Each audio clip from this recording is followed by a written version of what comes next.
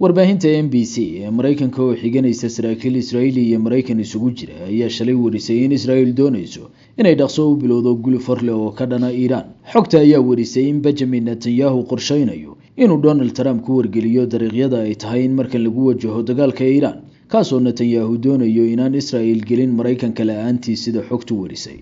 Tan iyo markii la joojiyay dagaalkii sanadkan dhamaadka bartamihiisii dhex maray labadan dhinac, waxaa jiray dareen xoogaysanaya oo khubarada xiisadan la socota ay ka muujinayeen dib u curashada dagaalkan, kaasoo ay saadaalinayeen inuu dib u bilaaban karay muddo ka yar inta haatan laga joogo gulufkaas.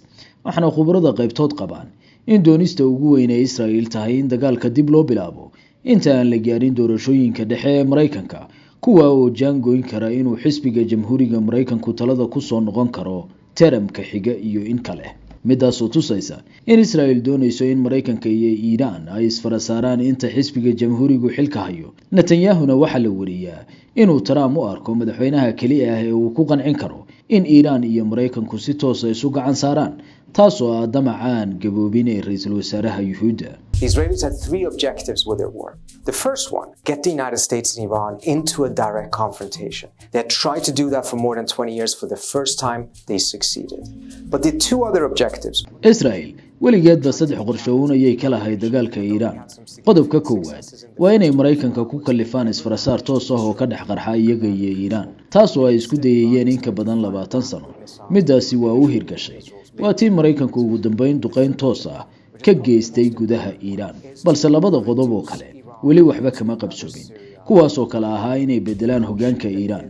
Isku daygaas waa tii Iran kaga jawaabtay madaafiicdii harqiyay Israa'iil, iyo kan saddexaad oo ah inay Iran ka dhigaan sida dal Lubnaan iyo Syria oo kale ah, wadan Israa'iil qarxin karto iyadoo aan Mareykanka garabsanayn ama u baahnayn ogolaansho kale. Hadda culayska haysta Israa'iil waa inay doonayaan inay dagaalka dib u bilaabaan, waa inaysan u dulqaadan karin in Iran dib u dhisto difaacyada cirka iyo hubkeeda balastiga ah.